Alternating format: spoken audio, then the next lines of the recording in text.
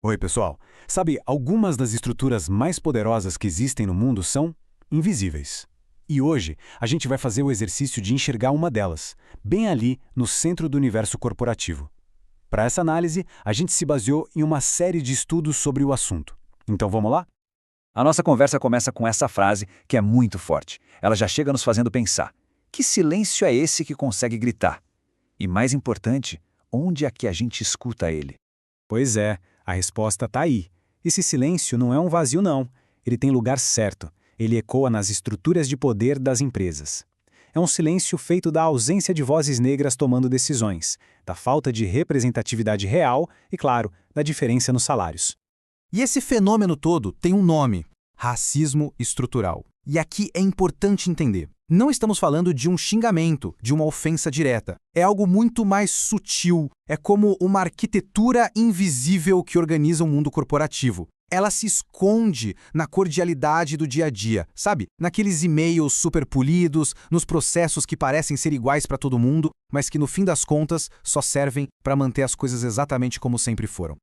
Agora, vem o ponto principal. Essa estrutura pode até ser invisível, mas os resultados dela?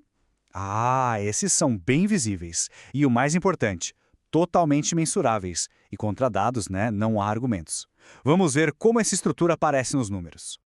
Primeiro, só para a gente ter o contexto, segundo o IBGE, mais da metade da população brasileira se autodeclara preta ou parda, 56%. Guarda bem esse número. Agora olha só o contraste. Apesar de serem mais da metade da população, as pessoas negras ocupam só 10% dos cargos de liderança. A gente está falando de 56% da população para 10% dos cargos altos. A distância é gritante.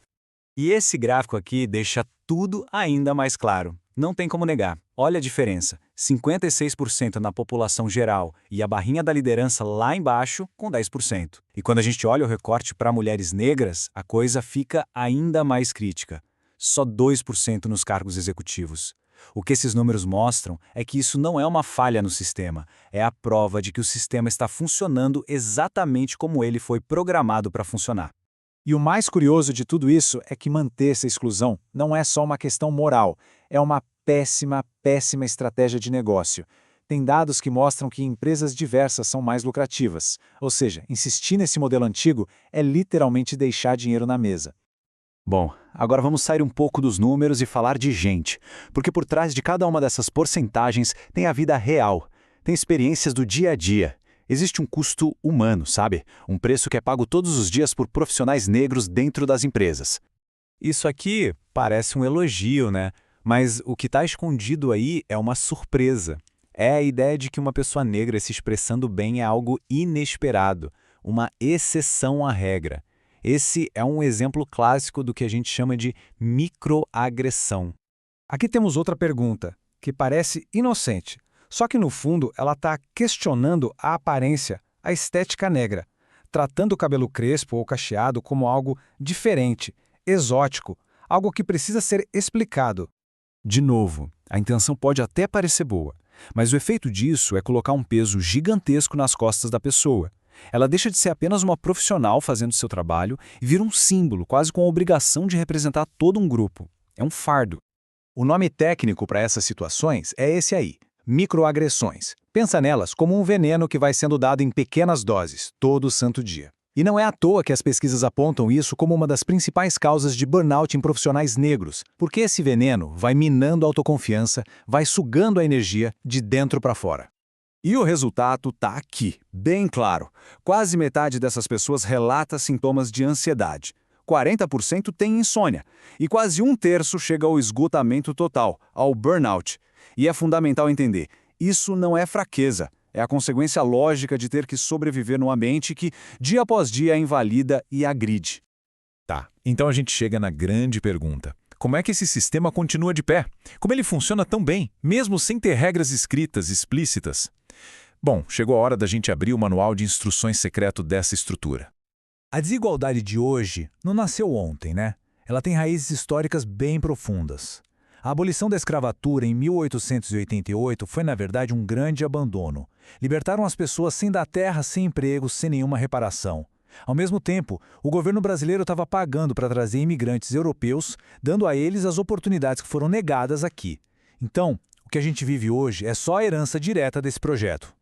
O que eu acho genial nesse ponto é como ele coloca lado a lado o discurso e a realidade. De um lado, aquela conversa de basta se esforçar. Do outro, o dado. 73% dos profissionais negros sentem que precisam ralar o dobro para ter o mesmo reconhecimento. A mesma coisa com todos têm a mesma chance. Aí vem a realidade. 67% sequer enxergam uma chance real de subir na carreira. Fica claro que meritocracia só existe de verdade quando todo mundo parte do mesmo lugar. Outra regra que não está escrita em lugar nenhum é essa aqui. A inclusão de fachada, a inclusão performática. É o famoso diversity washing. A empresa faz post bonito no Instagram, bota foto de funcionários negros no site, fala de diversidade, mas na hora do vamos ver, na hora de promover, de dar aumento, de colocar em cargos de decisão, nada acontece. É uma maquiagem, só para parecer legal, sem mudar nada na estrutura de poder de verdade. Ok, a gente já entendeu o problema, já viu os números, já sacou quais são as regras ocultas do jogo, mas não dá para parar só no diagnóstico, certo? A parte mais importante vem agora, que é falar de ação. Como é que a gente desmonta essa estrutura antiga e começa a construir uma nova, mais justa? E aqui tem um resumo das principais estratégias.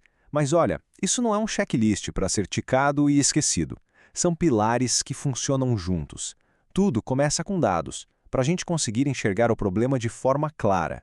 Depois, é preciso redesenhar as regras do jogo, criar metas, garantir que o ambiente seja seguro para todo mundo e, o mais importante, educar a organização inteira.